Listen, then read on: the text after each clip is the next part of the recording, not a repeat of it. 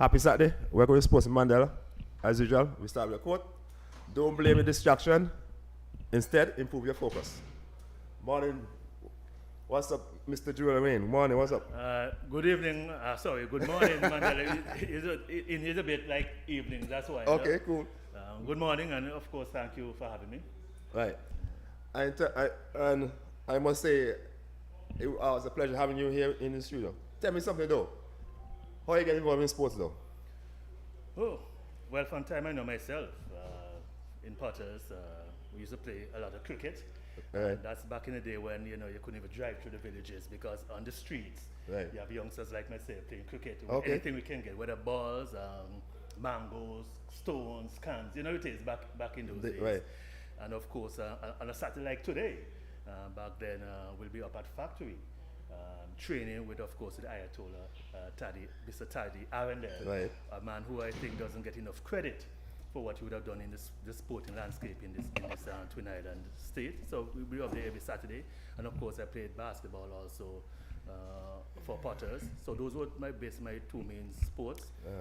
I did a little football, but mainly from the administrative level. I would have served as vice president for the Football Association,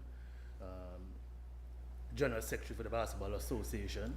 I'm currently the assistant secretary general for the Antigua Barbados Olympic and the Commonwealth Games Committee, among many hats that I wear in sports. Seems like you have many hats for real. But tell me something in terms of the Olympic Committee though. What the kind of involvement you guys have synergy with the Athletic Association? Well, over the years, a lot of people normally do not differentiate both. Right. They normally have the Olympic Committee as the Athletic Association.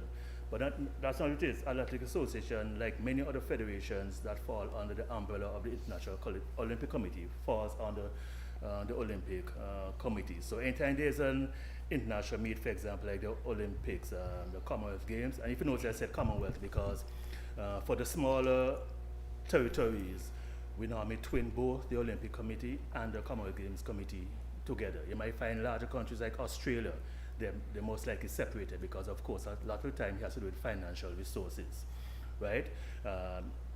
So like the Athletic Association is no different from the Football Association or the Aquatic Association, all falls under the umbrella of the Olympic Committee. Okay. Sorry for being late today. Yeah. I had a little call, had to take that call just before the show started. The show came from a good friend, Swingy, because as you're aware, we're putting together something tonight for the Great Vivacious 50th anniversary, the debut, when he made debut. So, my partner Hugo putting something together for him. And what happened, we had something there in August for Ulysses Lawrence. And he was so impressed, he was so happy. He said to me at the end, "Hey, Jimmy Crab, we're having another one like this." So Teddy is his night. So it's not no big thing, no official thing, just hang out with the guys, something like that, you know what I mean? So that was my little tardiness this morning, but I had to answer the call from Swingy. True. You know, like Joe said, when you're in a leadership role, you have to get things done. So no lapse this morning then? No. So what happens to Earl, man? I must tell you, this week was kind of hectic. This week was my funeral week. I had about 5 funerals this week. It was a funeral week, and next week, at least 2 more again. And you might have some more to go to, because I just learned yesterday our good friend Shipwreck, he had a hard year, Shipwreck lost his brother, this guy Shelley, he lost drops. Yeah. The drops are really good man from down by Viv, which is just possible. After you told me, so I called Mervyn told me, they confirmed it, you know what I mean? I used to go by him and eat lunch when he used to work in town. And Shipwreck, I know Shipwreck families from my village, Seatons, so I knew grandmother very well. That's a tough one for him, two brothers in the same year. Well, that happens. You think that's tough? That's very tough. But we just had 2 brothers in 1 week. And of course, on my behalf, I'd like to say condolences to Shipwreck and his family. Just keep the faith. But I want to piggyback on something in terms of survey, because like Taddy did say, yesterday we celebrated his 50th anniversary of his debut in Test cricket. And I just want to share something quickly. I'd like to tell this as a story, I was in Sri Lanka in 2011, you talk about 13 years ago, almost to the day. And because I went, they were bidding to host the 2018 Commonwealth Games. So it was Sri Lanka versus Gold Coast, Australia. So I represented Antigua Barbuda, the NOC in Sri Lanka, in Colombo. And it was for an entire week, and of course, they had to impress you, so wine and dine, take you all, meet the Prime Minister, everything. I remember on the night before my departure, I was telling the driver, look, man, I didn't get no time at all to go and do no type of shopping. Because, like I said, we leave the hotels early in the morning and return late at evening. Right. I say hotels because different cities, sometimes we stay in different hotels. And he said, Mr. Red, unfortunately, the mall is closed at this time because it was already 8 o'clock. So then we started to talk, and we said, you know where I'm from, by the way? He said, no, I'm from Antigua. I said, have you ever heard of Vivian Richards? He said, sure. I said, well, look, that's the place, same place I'm from. I said, as a matter of fact, I have lunch with Survey every day at the back of recreation ground by this lady who cooked beautifully, Norma. He said, yes. He jumped on his phone. I don't know who he called. Maybe he just told me that the mall closed, Yeah. He jumped on his phone and I pulled up at the mall. Me alone in the mall. So I had to come up and I had to walk in straight my shoulder. So, what point I'm making that sometimes we underestimate the value of this great man. True. That I'm halfway around the world. And because I say of my affiliation with Survey, an entire mall in Colombo was left open. Just for you. Just for you. Just for you. Yeah. and that speaks volume. Yeah, yes. I talk about Norma, and I don't know if you know, but Norma lost her husband yesterday. Yes, Because yesterday Norma get a dumpling from her, and yesterday morning I called 9 o'clock. The lady on the phone said, I tell her, this is not Norma. She said, no, this is Norma's sister. She can't come to the phone right now because she lost her husband. I said, yeah. Tell her my condolences. I must go look her up too, because when my wife was pregnant with our first daughter, Norma cook a soup, I think on Mondays and Thursdays. Right. That's very similar to how they do it in St. Lucia. I have to go there every Monday or Thursday to get it. To get the soup. Yeah, So she lost her husband yesterday. Well, I'll find something. Yeah. The neighbors start complaining about the pussy and so. Yeah. The neighbors start complaining about the pussy. Because since you love pussy, you know. I want to teach people pussy and cooking stuff, you know. Joel, make sure you try to people pussy. All right. But tell me something, Okay, Joel, yeah. in terms of your chef to mission, how you got involved with it? Well, as being part of the NOC, the executive at the time see it fit for me to be the chef de mission. I would have been the chef de mission for consecutive Olympics, Tokyo, and most recently in Paris. I've also served as the chef de mission in 2020 in Birmingham for the Commonwealth Games, and also in 2023 for the Central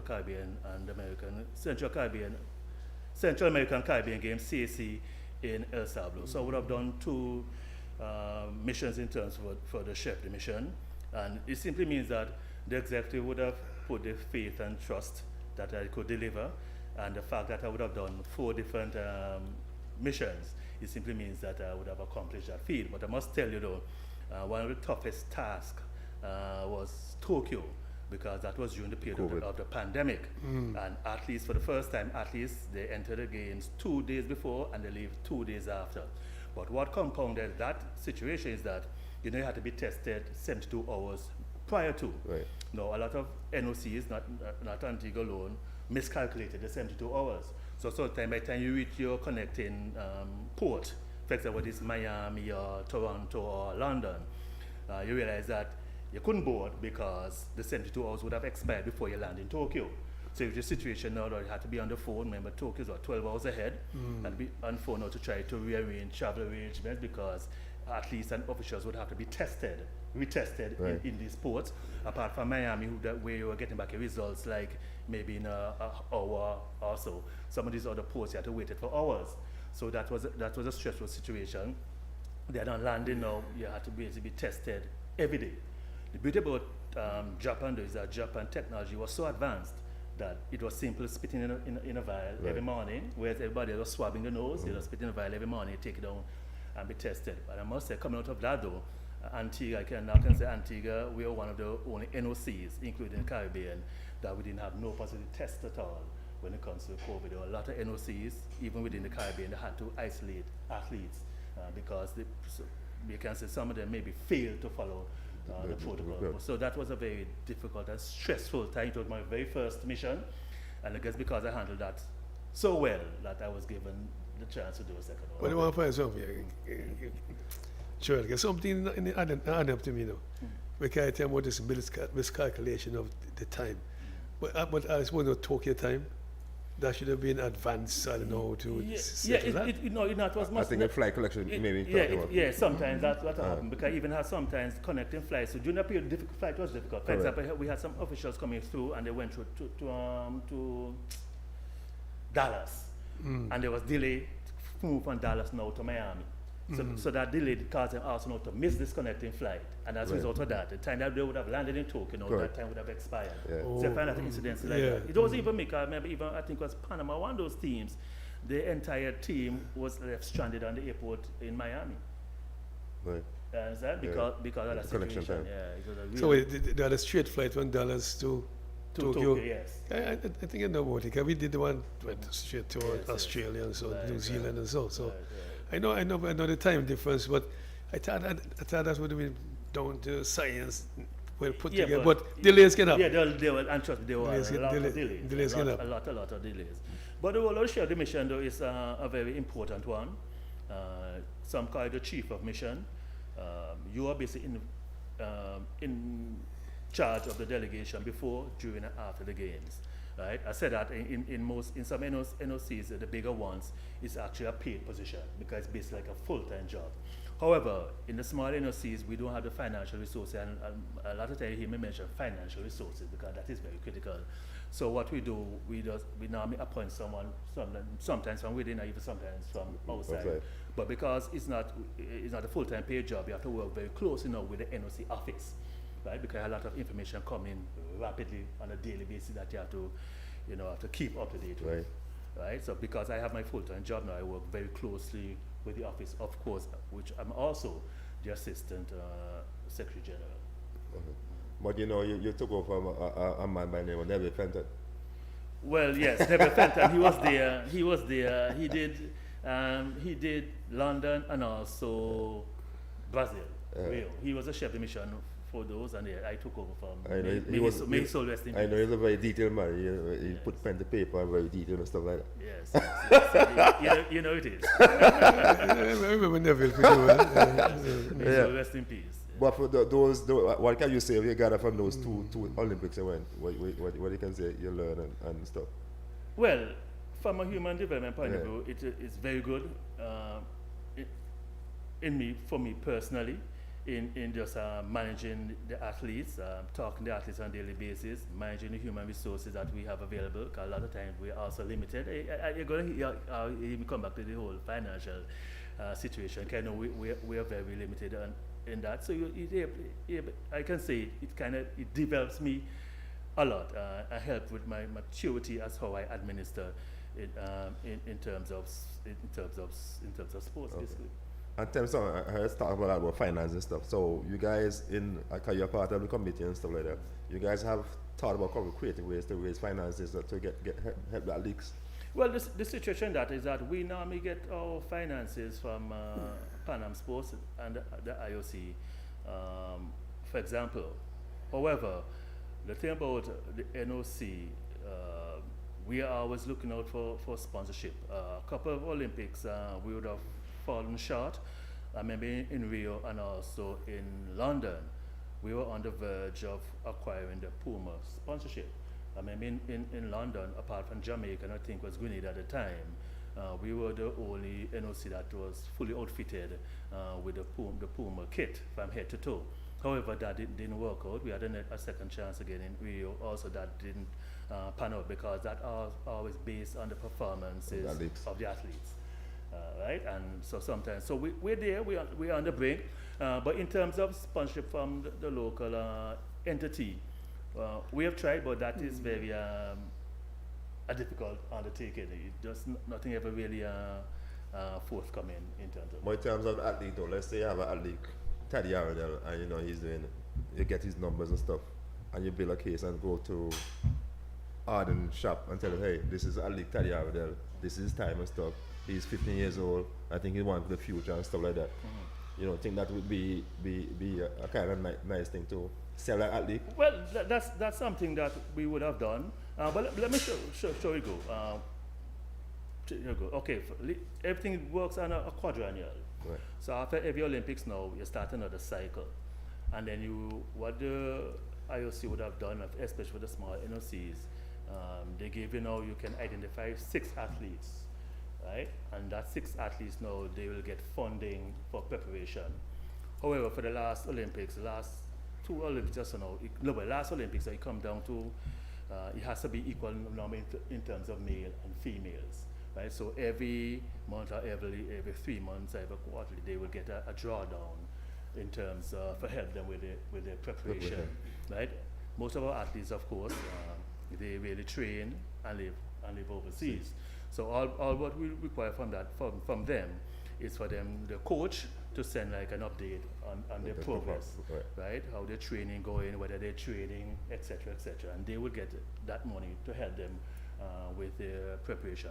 In some instances where perhaps it's not enough, because of course it's very expensive to create or to have an Olympic athlete. It's a lot of money, right? It can cost tens of thousands of dollars, right? Because it's not just about training, it's about masseuse, it's about nutritionist, it's about physio. It's a lot of things that they go through, supplements. So we try as much as possible to facilitate in that area.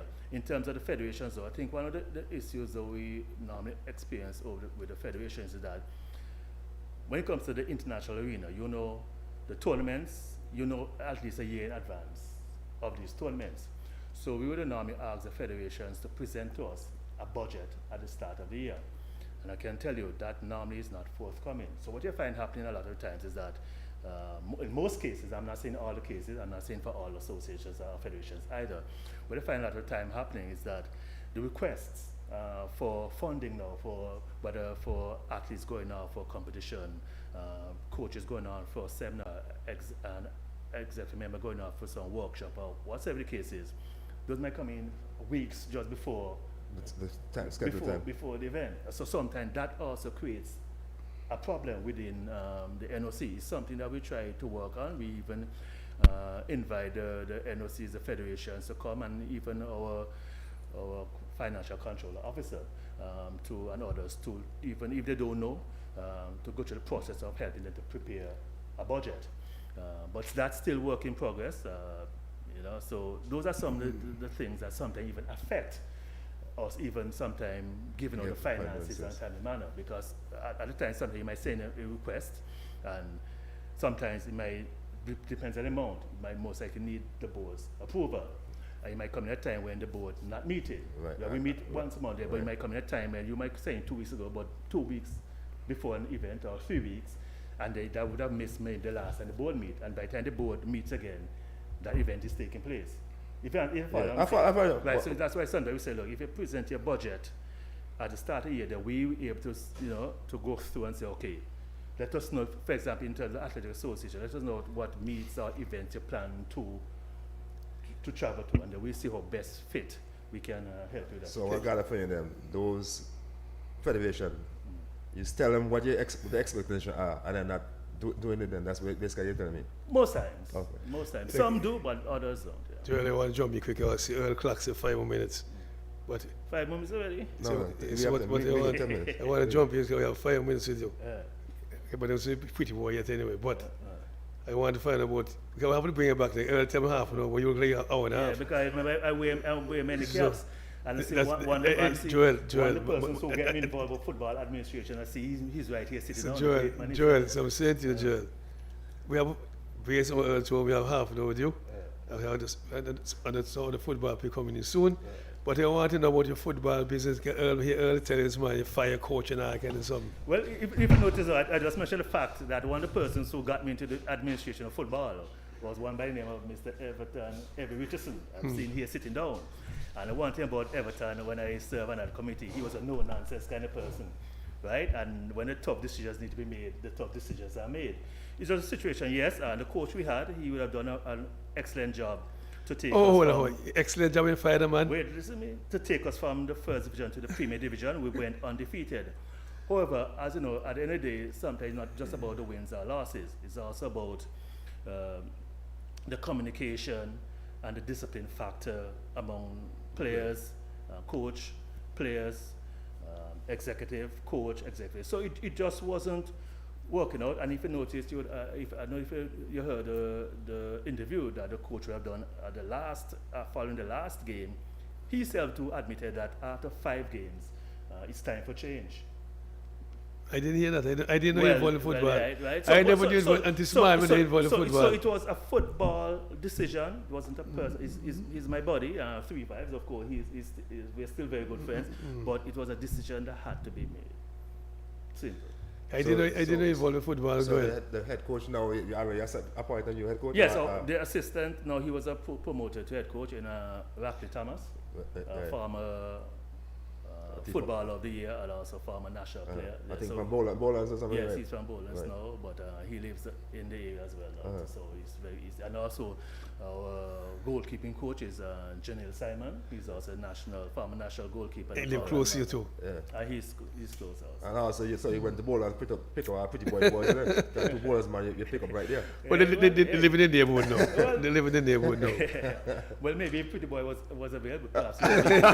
You didn't know Pretty Boy actually played for Potters 1 year now. Yeah? Yeah, Okay. scored a few goals for us in first division. We were promoted that year also, but he also damaged his knee. I think that was the last time he played. He damaged his knee. I think was in either Jennings or in Pickups. Okay. After scoring a goal, I think that was it. Yeah. So Well, we have a Pretty story Boy celebrate. and he also coach us. Okay. So Pretty Joel. Boy is very much a part of I want to find some. After he scored a goal, he had this elaborate celebration, damaged his knee. He won it. There was a hole on the field. One of those cracks. I kind of bad feel having the man playing. Yeah, and I think he rolled his ankle, damaged his knee. But at the time, he would have passed his best. Some perhaps a few years earlier that he would have recuperated, and maybe nothing would have happened to him. But even jumping in the hole, anything happen, you jump in the hole. Exactly. So, Tell me something though, in terms of your side, your last 5 games so far for the season. no, we won. We won 1, draw 1, and we lost 3. Last week. Yes. So okay, wrong information because Yeah. We have 4 points. Yes. So Terry, give me wrong information, Terry. Okay, Terry. You see, Terry, Aldo. Yeah, your buddy. Terry wants me to join him in the first division next year. But Terry told me that his Empire is doing well. Yeah, they're doing pretty well. 'Cause I showed him the mathematics behind it and the finance. I told him, look, in Premier Division, yes, you might come top table or bottom table, or you remain in Premier Division, but there's no money to be had. At least if you drop back down now and you hit the first division, you win the first division, you get a lump sum, you're back up again. Okay. So from Wait, maybe you get a lump sum. Well, when I say lump sum, in terms of the winning purse. Yeah? Right. So it makes sense. So if you're in Premier, you get no money, but at least if you drop down to the first, you win the first, you get your purse and you move back up. Oh, so say Terry Joel, think he's adapting that. You're right. Something about that not adding up to me. Yeah, right, I can yeah. tell you why I say not adding up to me. Yeah. If you're a Premier League team, and they come, let's say 10th, you get no money. Well, what I'm saying, just asking. Okay, how it stands right now, you get, for every win, you get a certain amount. Every win in Premier. In Premier League right now. But if you don't win, what happens? But you get none. So what I'm saying that if you win your first division, as far as I know, the purse is more than being in the Premier League. So let me ask you, but that's still not up to me. Well, Because if you're a Premier team, that means you're a big team. Well, I guess maybe the press higher. I just thinking outside. Maybe the press higher because they want them to try and play the best game and come back to the top tier. I don't know. That still doesn't make no sense to me. Hey, but see, look, at the end of the day, right? So what you want? There's a wide gap between the Premier and the first division. Correct. Right? Exactly. We can't take that for granted. And sometimes when you go up as a first division, so you have to make certain adjustments. Correct. Sometimes you have to bring in players Right. to. I tell you what, when he comes on the show soon, can maybe be part of the bad decision. Your friend is to get into administration. You have to tell me how that works out. Tell me something in terms of the Potters and the strikers, your team, anybody that stand out that we can look over? Yes, we have Keon Green. He's also a national player. He's a very good striker. Yes, he's one to watch. He just returned with the Benner boys from the final leg of the Nations League. Sadly to say that they're relegated to League C, but he was very much part of that setup. But Joel, you baffle me again. He's a very good striker. How much goal he score for Antigua? For Antigua? Yeah, he's a very good striker. He had a very good striker in the Antigua team, Well, when they listen to the score results and so, he had a very good striker, Well, look, like I said, if you notice, I said, well, there's a big gap between the first and the Premier. There's also a big gap between the Premier and international competition. So I can say in our corner, I can basically say that he's good, right? To that next level, you have to understand that now something that the FA would have to look into, because the FA now, you have national team going to play tournaments, but yet when last you hear the national team having any sort of friendly matches, mark you, they play in the Nations League out of season, domestic season. So what were these players doing between then and Nations League? They were basically doing nothing, and they would not even like friendly matches. So I'm saying, so just to pick them up now and say, put a team together maybe a week or two. I agree with you. Right? So the preparation itself is just not there. And So you can't say the onus is on the players in the off season to keep Correct, you're correct. Majority of them are amateurs, majority of them have the 8-hour shift and stuff like that. Correct. My good friend Joel, Yeah, man. something seemed to add up to me. I can tell you why I said that. Because, you see now, up to April and so last year, cricket team can't get in the field. They play football all year round. So how come I not organized properly? That's my point. No, not you. But cricket association mean? Cricket No, what I'm association. saying, when the domestic season would have concluded, remember they had the September window, the October window, and then the November window of football. From time the football season would have concluded, there was nothing taking place. There were a few months of inactivity for the players. What I'm saying, during a period of time, the players should have at least be in some kind of training camp or something. And I'm sure when Evie comes on, he'll attest to the fact that Every day for football now. Well, he can go back. He's a man of all sports. He can attest to the fact that what we tried to do at the time was to at least have the team together in some instances almost months and months in advance. But my good friend, and there were a lot of, and during time there were a lot of friendly matches that were being taking place. You say no money there now, no money there for that. The point is this. Well, I don't make no money in the football association. Well, quickly, let me ask you quickly though, in terms of you and the season going forward, what can the fans expect from you? I don't know if I put you on the spot too. No, you're not putting on the spot, because the expectation is for us right now is just to focus and at least maintain our position in the Premier. Because what happened, this is the fourth time since I've been involved with Potters from the administrative point of view that we would have been promoted to the Premier Division. That's correct. However, and then the previous three, and now you go up and come back down at the same time. it's it's like a flash in the pan kind of situation. We go up, I come back down. and right back down. So, what goes up must come back down. But But this time year around, we're hoping that the result is different. Okay. So the focus right now to at least come at mid-table, maintain our place in the Premier Division, and we move on from there. Because the beauty about it, what we have right now, all our players are young Pattonians, which is very so now the good. founders on your side, no input players. Well, I won't. No, we don't have any import players. that's But I'm not against import players. But I'm just showing that the nucleus and the crop is there to just build out. Okay. How come the strikers play quicker than me? He's scored out the goals last day. Well, he's looking to come back. What's his name again? Junior, Jeremy. Jeremy, He's looking to yeah. come back in the January transfer window. Yeah. Well, he plays with somebody. No, he's not. He's not playing. He's not playing. He's so good that you walk back in your side? No. You have to go through the. Before we get with him now, I want to say something. Okay, see, when the fencing Potters, I mentioned it on the show a few weeks ago. He said baseball people got to play something. I identified that for football, the cricket type of cricket. So I never disturb cricket people. Football people not disturb football people. So that's what I identified. So that's what the players of fence like that now. Because you want Potters can play football all year round, cricket play all year round. So why the baseball take over the field? Well, like I said, cricket became dormant. I never really had anything much to do with the administrative part of the cricket, and so it became dormant pretty much. And so the baseball they went east, and the football and the cricket, softball cricket, we occupied the western. I noticed that, but cricket was a big thing in Potters a long time ago. Yeah, you should, but like I said again, I was never involved in terms of the administrative part of the cricket. Are you saying that's something maybe I should take on? But No. At the end of the day, And the Potters need a cricket team again. anything for Potter, I'm a Your uncle, humble servant. I don't know if you played against your uncle, the big Charlie Wayne.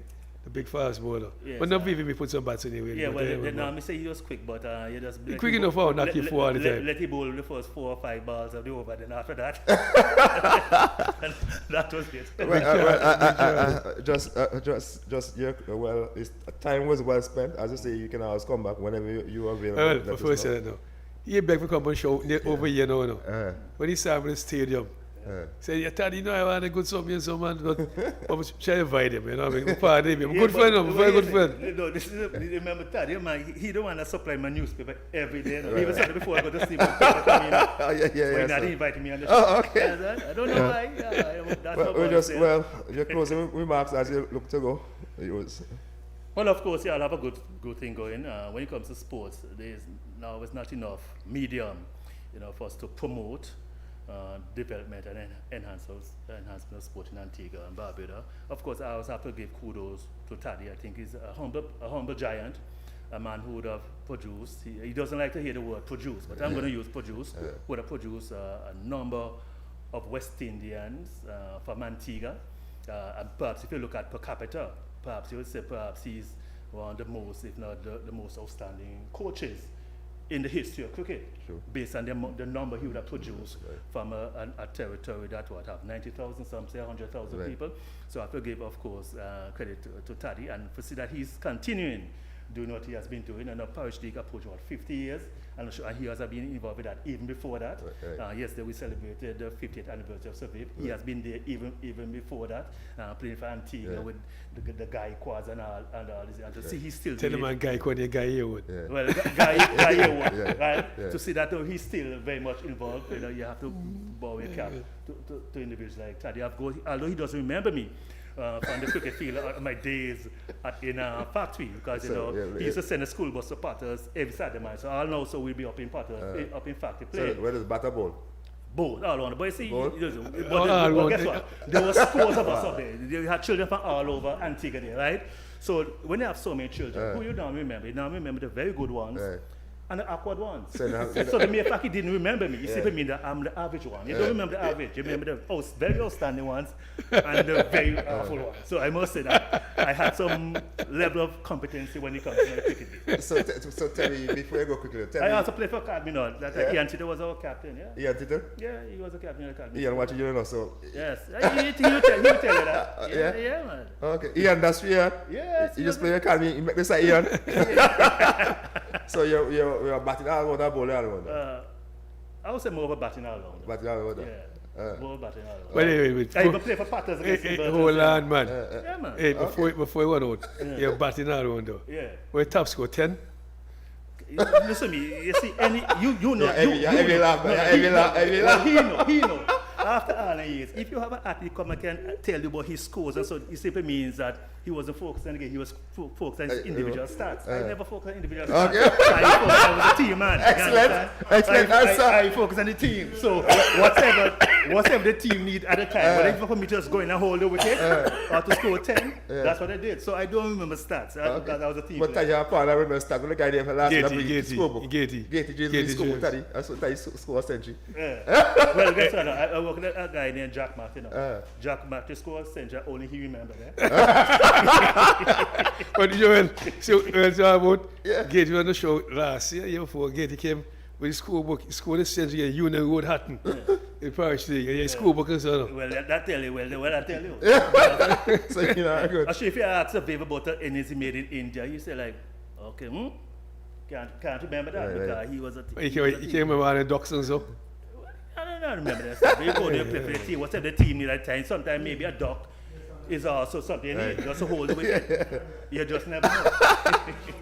Well, it was very fun having you here this morning, man. We had a good time with you this morning.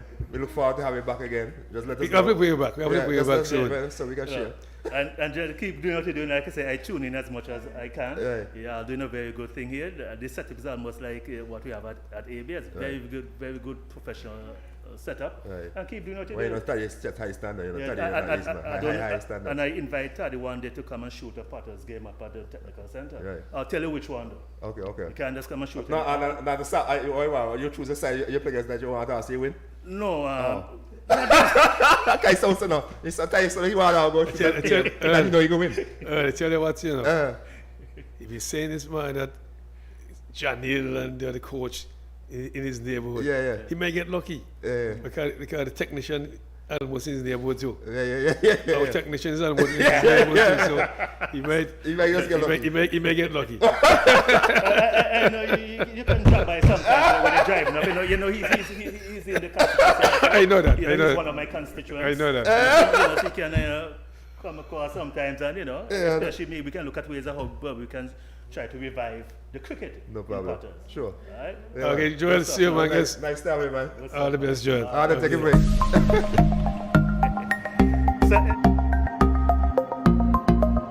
Our goal is to help her to walk again.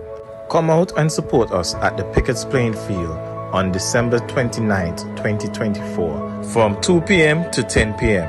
in aid for my mom, Gwendolyn Joseph Gums, who requires a prosthetic leg. Get your tickets now for $25.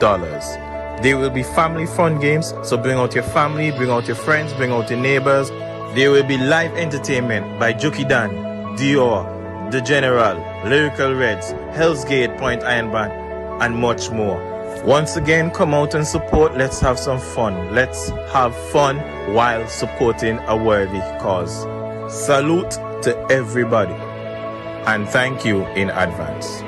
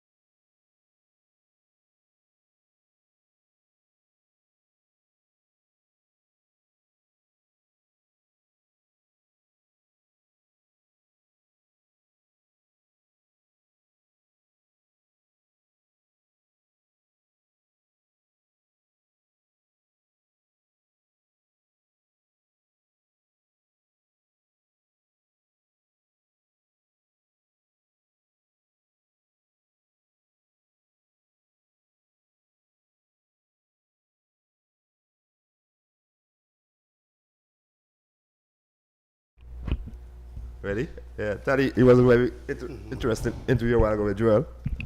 Real exciting. You know? Well, to have him back. Joel was good for a long time. He carried on the parish. He's used to me over the years. But last year when he saw us, he saw me going to this, our student up some stadium last year for the T20. We were streaming all the games. He was coming to the meeting. I was crossing. He was catching the elevator. I was just coming out. So what did I say? I was streaming the cricket, man. So he came in the studio and saw the stuff. And he was very impressed. So he said, "Why, I have to come one of these days." But I tried to avoid my good friend. You know what I mean? But he was impressed. But he didn't know we were streaming all the games that he was watching. Right. And then his ABS came and took it live, the finals and all that kind of stuff. So we had this good thing going. I want to do it enough, to be honest with you. But hey, good to have a good friend, Joel. Well, and to tell you what, I must give you credit for having Evie here on the show today. But I can't know why, because when I spoke to his older brother the other day, he's supposed to come to this function, I was telling him for 5 and he said, "Can't make you out of the function." So I said, "All right, maybe Evie can make it." So he got Evie. Not knowing this is the function, he going, "It's for Evie." Well, you're going to support Evie. That's why we'll. You go, "Yeah, well, well, this is our guy." Well, every function that he was seeing me, I would hang out. Right. Except at the stadium, I don't go there when the stadium watching cricket. Right. But they soup. They don't miss nothing up there. They got the soup, man. They miss local cricket, no kind of cricket. And I give them credit for that. So when you hear the argue about some cricket match and this and that, let them alone. Watch. They watch. You know what I mean? But good to have a good friend, every farmer, Antigua. Well, see, when it's put to Joel the his striker, how many goals his strikers scored. Oh my God, Evie made it in the midfield and again a good pass like every day. Right. Evie used to distribute ball, good passes in midfield and things, stalwart. So maybe made the midfield not as strong as when Evie used to play. I don't know. I know watch football in 1983. So it's going That's when I started coaching people factory. I don't have time for that anymore. You know what I mean? But it's good to have every year that every come to talk about something. When I get to come to talk about something special for him today. Well, before we get into that, I just want to say good morning to Mr. Everson Richardson. Good morning, man. What's up? How things? Good morning. I'm good. I'm good. It's a pleasure having you and seeing you, my brother. You know, Yeah, it's even nice. before, I guess the whole lot of you should know it by now, but if somebody watching don't know who Everton Richardson is, maybe share tell them who Everton Richardson is. You know, because somebody might say they don't know Everton Richardson, especially young guys these days. They have to ask when you go on to tell them something like, "Who you? Where your name? Where you play?" You know, these young guys they're taking on lesson from nobody. They feel they are right. They feel they're good. I never have experienced that. Yes, but you see, it doesn't really matter to me Right. as such because, like I've always said, I serve with honor Right. and not for honor. Correct. And as Taddy said when he called me a few days ago about attending this thing for Viv, and then I told him that I have this special thing to go to on Saturday night. Right. What it is essentially is I received a letter from the school celebrating its 60th anniversary, and they chose me as one of the honorees for my contribution to sports, and so that is why I'll be there really, but it's not for me. I'm just one of the honorees. But in terms of me, humble guy from Five Islands who God gave some specific sporting talents, and he just utilized them to the best of his ability. Right. That's how the details and the stats, they're just par for the course. Because if God gives me ability, and I'm going to use that ability, obviously there will be things produced. Correct. And so, I must say something quickly, you know what I mean? Because when you look back at Five Islands remind me of my village scenes. It's a very tiny village, it's a small village. When I was growing up in Seaton, it didn't have 100 houses, maybe 50, 60. Yeah. And Five Islands about the same thing. But when I can recall a long time ago, when you check Five Islands now, maybe used to refer to Five Islands as a family team. The more Richardson on the team, you know, plenty. You know, people were 7. Yeah. More than that. That's all, every plenty more. But they've done so well. I'm going to tell you one thing I admire about his older brother, good friend Duncan. You know Duncan, Scotiabank guy. I heard him. I never met so, him, but just last week, I talked last week. Yeah, I told and then you see, well, heavy, all them, you know. What? So he's better heavy? Eh? He's better heavy? Who? Duncan. Tall man, but maybe like I said something. The competition tight. Okay, Ireland just going good. When the guy James was saying, James say he best just, I say no, Duncan just better. Yeah, Duncan just winning. and I say something to you. That goes show the family. Right. Ireland just very well. Right. When you put in, say, boy, them, you admire them. Right. And the older brother used to play for Empire goal, we keep on saying no. Me watch you play with Empire Joy. You see? Me watch me small boy. but funny enough, I believe the only reason that he never played for Antigua is because he came from country. The same joy. Yeah, but Okay. he was That's good right. enough. He was good enough that he could have and should have represented Antigua. Okay. I remember him. But the thing I like about Five Island, I can remember watching football in those days. I remember what the guy named, the pilot guy there, Elvis Roberts. Elvis. You have the guy Nando. Abraham. You have Yellow Man and so. You have Corel. The Five Island have a bunch of sporting guys. That's really, them man is really, really talented and very athletic too. So what is the Five Island that you have produced those kind of players, athletics and stuff? I mean, it was hard work, and we were fortunate that when most of us, like Nando, myself, Dolphus, Dale, the nucleus of the team, we met Danny very early. Danny Livingston, we met him very early. So we had some specialized training. So we know, you know, that take for instance, you guys were discussing with Joel about the preparation time. We had a situation where the first cable and wireless youth team that got together in 1974. We trained for 4 months, but we played one game because Barbados beat us in that game. The other year, we trained for another 4 months.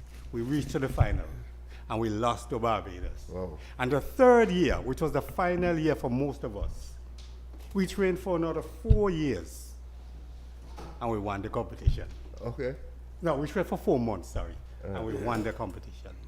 So you see, for me, training, it's, and let me advance this. Take your time. And that is, and maybe that is one of the reasons I don't watch football, you know. Because nobody train, you know.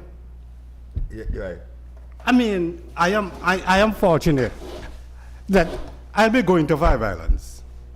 Okay, so I have to pass Empire, I have to pass Hoppers, and then go to 5 Islands. And I reach the 5 Islands, nobody practicing. Yeah. I mean, I can't understand it. And then when they practice, to be honest with you, I don't know what they practice. And what I find is a lot of excuses are being made where people are saying that people have to work from 8 to 4. So when we used to train hard, when were we working? Okay? Let me give you a typical example of my situation. My first job when I left school was at Cadastral Survey. The head office was at Antigua Sugar Factory. Those days they didn't have bus services. Okay? I get up at 4:30, I go do my road work. By 7 o'clock, I'm up there working. I come back from work about 4 o'clock, and then we practice. In those days we didn't have any lights. So we had to be on the field very early. So we are practicing. I mean, so it wasn't a fluke. It was not an accident. It came about because of sheer hard work. We were prepared to put in the hard work, and because we put in the hard work, the results were there. And that's so true. As I said, without practice, you can't expect to go out and go a match time and produce if you're not practicing. Also, that is why I just tell myself I can't be bothered. Because if you look, to be the best you can possibly be in sports, you have to be fit. And if you're not fit, you cannot be the best that you ought to be. You'll be playing, you know. But, you know, I mean, I want to just admonish some of these youngsters. You know, just put some emphasis on training, and then you'll see how much you're going to improve. Right. And let me say good morning to Mr. Derek Edwards. Morning. You know, you get some laps time this morning, you come on time 10:30, that kind of stuff, and you're very late. Morning to the panel and the listening public. My excuse for being late today, I get caught in the traffic coming from south. It's ridiculous. They're fixing the Valley Road. So take true. Yeah, that's the last night. Yeah, that's the last night. The bike going to go school. You have to turn out. You see? I have to leave like every day. I will leave. Here again, I'm talking about. Yeah, I will leave earlier. Here again. Yeah, no, I'm not going to excuse that, you know. No, you know they were going to fix you because I knew they were going to fix you. Yeah, I know what they were. And I know that I have an appointment to come here for a particular time. Yeah, we'll go early. So I know I have to leave earlier to meet the particular time. So, them the kind of excuse me. It might be excuse for you, but there's the other half that I have. So, you know. Okay, all right. I have to stay in line. The problem with that, see, I would not excuse him at all. Because when you play for the national team, you don't have to be at the ground 1 hour before the game starts and so I would not excuse that at all. Ain't no excuse to me. But I was saying something to him. I said something a while ago that I have to double back on, you know what I mean? Because it's strange enough, it's how they practice. This year, Parish League, first class cricket finished before Parish League. And Flipper asked me, anybody can start playing over class. Our rule says, first class, more than 3 for first class playing. You know. But the season done, so everybody free now. You know? You have to go back to no team. So as a Flipper, you can play, man. The team's object, not Parish League team's object. One of the team's objection was that, well, boy, you know, I was competing with Liberty, we have to go practice. So I said, 5 months in the season, I started practicing. Can you imagine that's the reason they have a practice? For 5 months of playing Parish and then they start practice. That's all I can think to me. It's not the reason, it's the excuse. Yeah, correct. It's the excuse. Yeah. I mean, They don't say one liberty, they get scared. and I don't understand it because people just find every reason, well, every excuse not to do what they should be doing. I don't, well, maybe something wrong with me. Because I don't understand Nothing it. wrong with your mind. I really don't understand it. I don't. And, you know, yeah, and then maybe that's why I just maybe practically give up. Yeah. Heavy. I can't give up. It's just to tell you, Husey, the people, earlier than too, not earlier to that extent. He flip out the Cosmo Park combined school team and so on that they shouldn't have them in the team. Because I never said it publicly. But I kind of sign and flip or something, you know. Can I have the drive factory field, go home every day, and nobody practicing? Say, what going on? Remember, Daddy, I have a son who plays for combines. Yeah. And you have a situation I practice 2 times a week. 2 youngsters you're talking about, you know, Yeah. practicing Twice a week? twice And again per weekend time. week. And then they play weekends. I mean, How you improve? I don't understand it. I And really don't understand those it. out of season supposed to practice every day out of season. You know, Huh? when no cricket, no competition, no. in a company, school league. You know what I mean? And I can't understand it. And when people says they're vexed. But tell us But- something, get Daddy. The whole my partner, get your partner early because he hasn't talking to do. The employee team when they get there. Well, that's why I see. That's why I see how the season so far for you. Yeah, man, the season has been going good, you know. As studies say, I'm getting a lot of other licks, but that's on the other end. It's a reverse. I'm sharing licks. But all in all, I think it's going good. The season is still young. You know, we come out of a club championship, both club championship, the Club Shield and the Caribbean Cup Championship, and I think that we did very well, you know, to playing against all those professional teams and beat some of them, you know, and we never get blown out of the park because the games are close. It's just 2-1, 1-0, and so on. But the level there is a lot higher than what we play here, and you have to plan each game. You have to watch films to see each team, how they play to go and counteract them. And it was a challenge for me personally as a coach to prepare my team. And for that period of time, that 3 months, it gauged my mental capacity, you know, how to prepare, you know, how to time management with players, because you can't just run players down into the ground. And when you have a deep bench, you know, you could rest a few players, get them ready for the next one. So it was a test for me so much, and the players, they learned a lot as well. Well, the feedback is something Evie said it just a while ago. Because I just said a while ago, the competition was a much higher level than. So since the comeback, I practice hard like Evie say. Well, we on the field every day. You see training like this, we ain't stop training, and I'm workaholic, right? And as Evie said earlier, what you see Evie used to do and myself used to do is not because of fluke. It's because of the work that we put in. You hear Evie says that he used to get up at 4. I used to get up at 5, working for Jal Beach at 7. Get up at 5. I run from Bowlands to Big Quick. Wow. Back, get ready for work at 7. Come back from work, run to Big Quick again and ready practice for SAP. For play my games on weekends. So you started. So You try to inculcate that in your players? Every time. You have to do your self-training. I coach the in the schoolies now, and majority of the kids just the other day, 2 guys, some kids from St. Anne, they say, "Coach, you look like Hulk Hogan." You know? And the physique is still there, right? Because I'm still active on the field, right? So you got to put in the work. I used to run the hills in Bowlands, right, like crazy. Which one the hill is that? They have a hill. They have the hill there that Oh, going by up by Naski? Yantana, not by Naski. But I used to go round that route and come back behind Fries and come back up. But it has a route, a hill there we call Blubber Valley that go up the one and come back over in Jennings, go round, come back in. So I used to do a lot of running, a lot of hill works.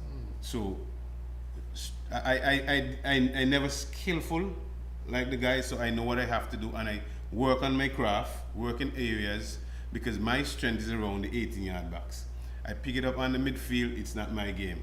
I share, I pass, and I get into the scoring position. So in and around the 18-yard box, I was very lethal, and I can take the ball on my foot in the 18-yard box, and I can take players right around there. Fold me there. So tell me something. You play with Evie? No, I don't think I ever So played. say we never give the ball to score and goal then. So you can't take the credit today.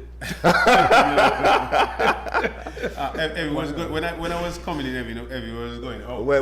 You should have.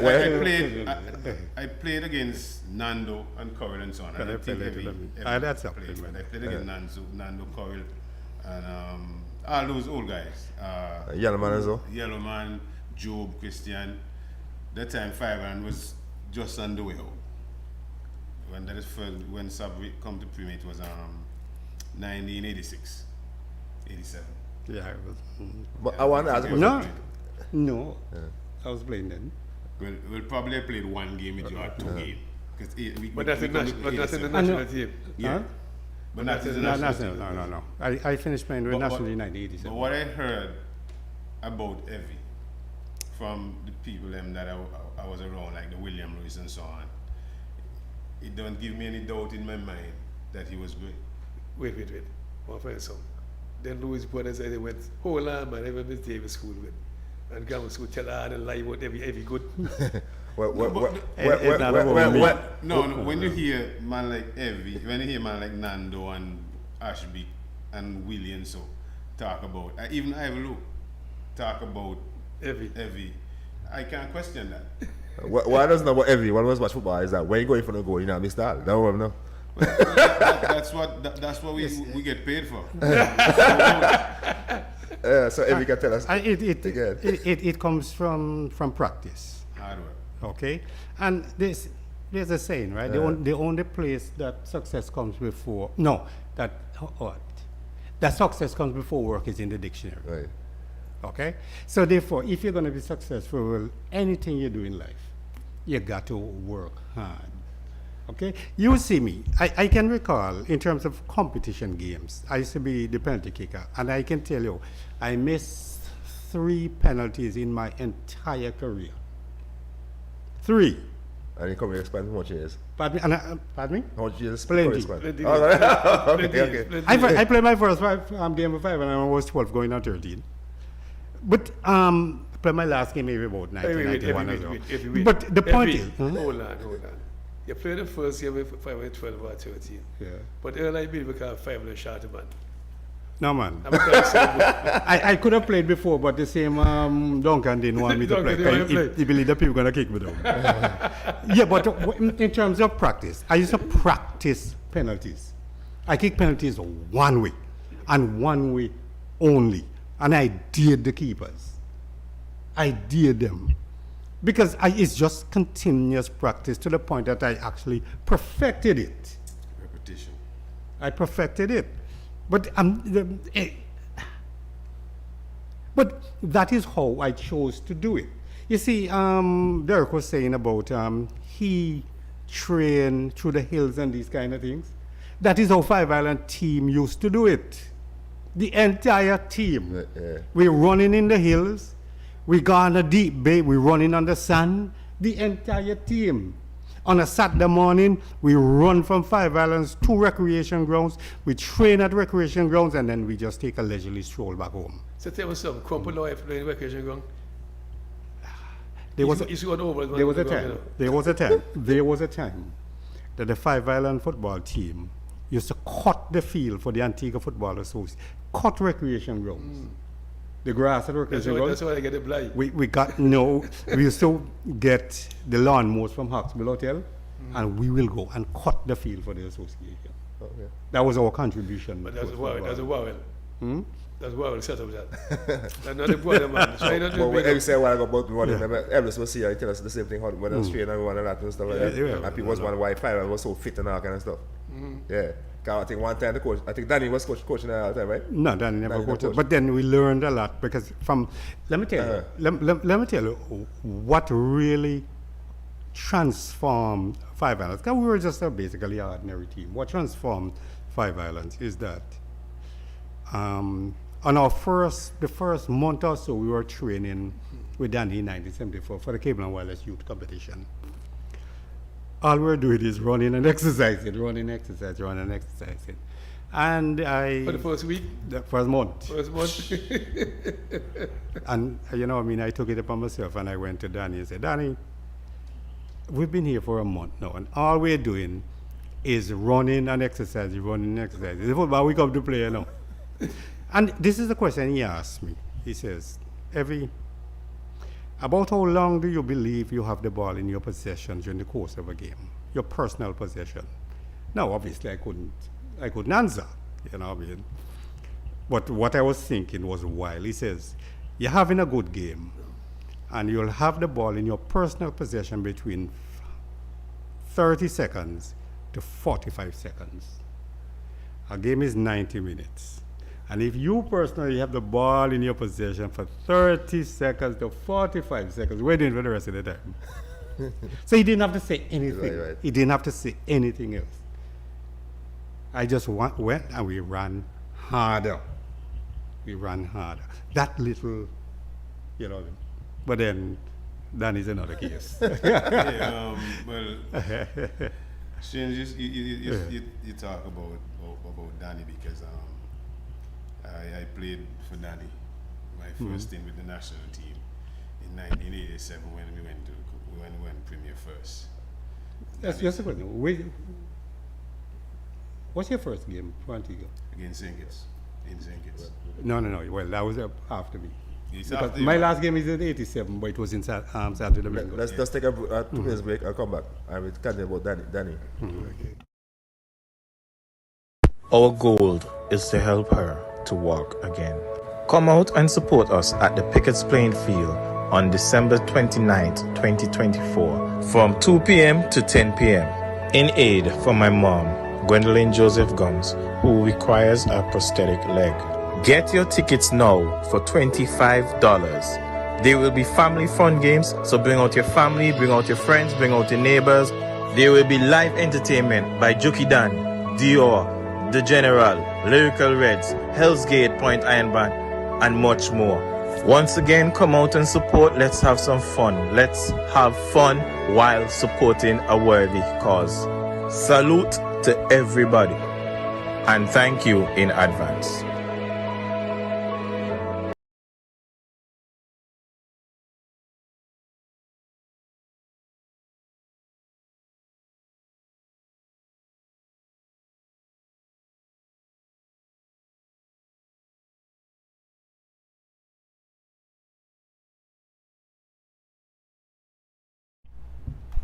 Okay, pretty boy, you were saying, before we go on the break, we're talking about Danny.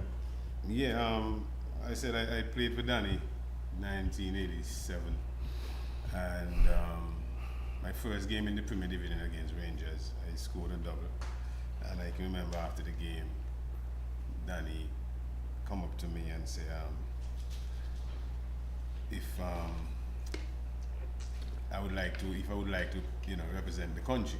I told him yes, because at the time everybody wanted to play for Antigua, So he told me that okay, he gonna pick me in the training squad. So I know I was in the training squad before the training squad announced. Obviously, Danny see something in me that I didn't even see in myself. Right. And after I get to training, it was Danny and Pignolet at the time, and I take off from there. My first game against St. Kitts, the game was a tight game. I think we were leading the game 1-0, and then St. Kitts equalized.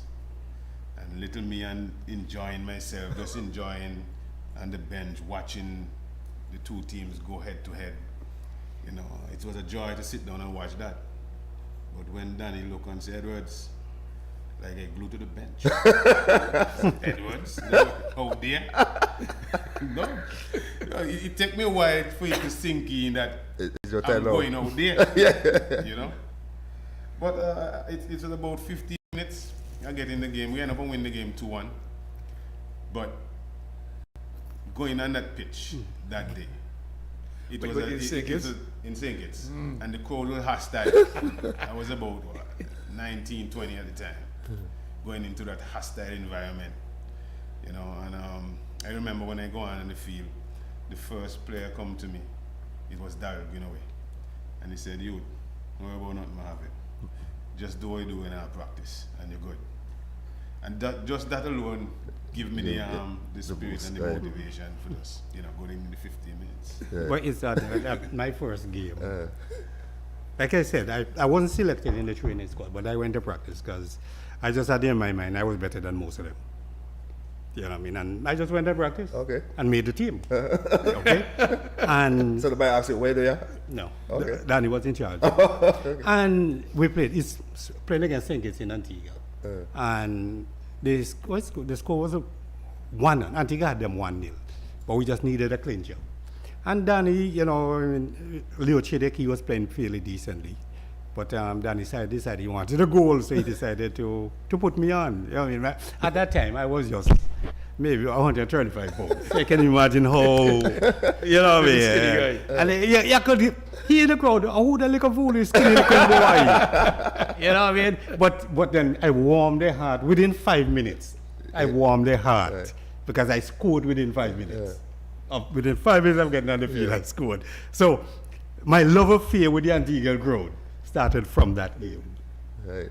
And I tell you, as I said, there's something about Danny that's special. Danny can spot talent. Right. The one thing is, I know the man, cricket and so on, the man, it's exceptional. Danny before his time. And Danny can plateau to work out his game for you now and his strategy. That was Danny.